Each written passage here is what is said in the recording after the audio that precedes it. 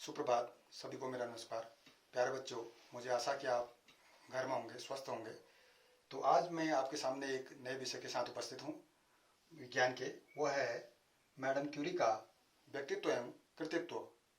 तो उसी पर हम आज चर्चा करने वाले हैं और यह कक्षा 6 से 12 तक के अध्ययनरत विज्ञान के समस्त छात्रों के लिए है, एक प्रोजेक्ट के रूप में।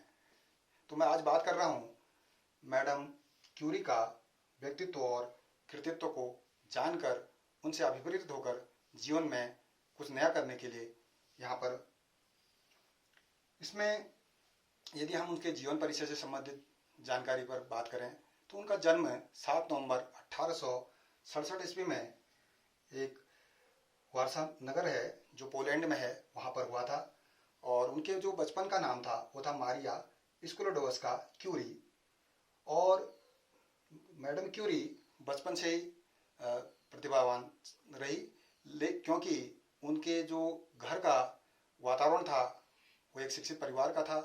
आपकी माताजी स्वयं शिक्षिका थी और आपके पिताजी विश्वविद्यालय में प्रोफेसर थे। तो इसलिए आपको अभिप्रेरित करने के लिए कोई और बाहर का व्यक्तित्व की आवश्यकता ही नहीं थी। और इसी कारण आपने बचपन में ही अपना लक्ष्य तय कर लिया था कि मुझे उच्च शिक्षा प्राप्त करनी है और विज्ञान के क्षेत्र में विशिष्ट उपलब्धि हासिल करनी है। तो ये लगन बचपन से ही आपके उसमें उत्पन्न हो गई थी। आपने 1883 ईस्वी में जो है 16 वर्ष की आयु में हायर सेकेंडरी की परीक्षा गोल्ड मेडलिस्ट के साथ उत्तीर्ण की। तो यह उस समय के लिए एक बड़ी उपलब्धि थी, क्योंकि आपके क्षेत्र में उस समय महिलाओं, विशेषकर बालिकाओं को विज्ञान की शिक्षा या फिर उच्च शिक्षा के लिए अभिप्रेरित नहीं किया जाता या मना कर दिया जाता था। लेकिन आपकी अपनी प्रतिभा, आपका अपना अदम्य साहस का परिचय देते हुए अपनी शिक्षा को जारी रखा और आपने विश्व में वो मुकाम हासिल किया जो विश्व के अन्य व्यक्तियों में या वैज्ञानिकों में देखने को नहीं मिलता है। इसके साथ ही आप 1891 ईस्वी में उच्च शिक्षा के लिए पेरिस चले गई, जहाँ से आपने भौतिक विज्ञान में एमएससी की डिग्री प्राप्त की। और इसके साथ ही आपने 1894 में डॉक्टरेट की डिग्री हासिल की, यानी पीएचडी।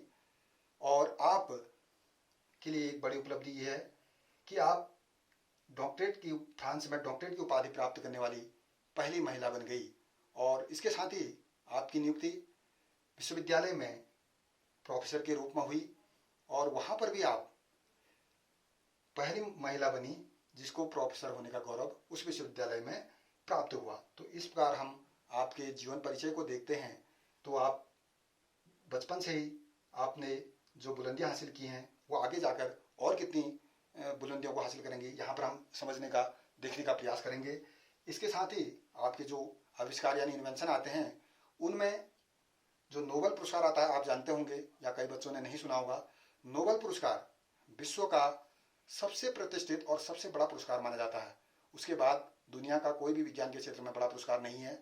तो यह भी आपको, इसकी भी उपलब्धि आपको प्राप्त हुई।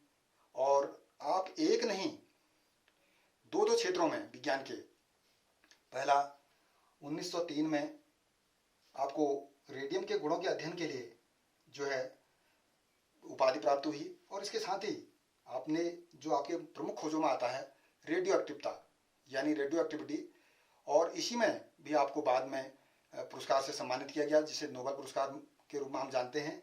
और एक जो नए तत्व की खोज आपने की जो है पोलोनियम की जब आपने खोज की तो आपको यह मुझे कहने में हर्ष हो रहा है कि आपने जो इसकी खोज की और उसका जो नामकरण किया उसके बाद, तो आपके मातृभूमि के नाम पर, अपनी मातृभूमि के नाम पर पोलोनियम रखा।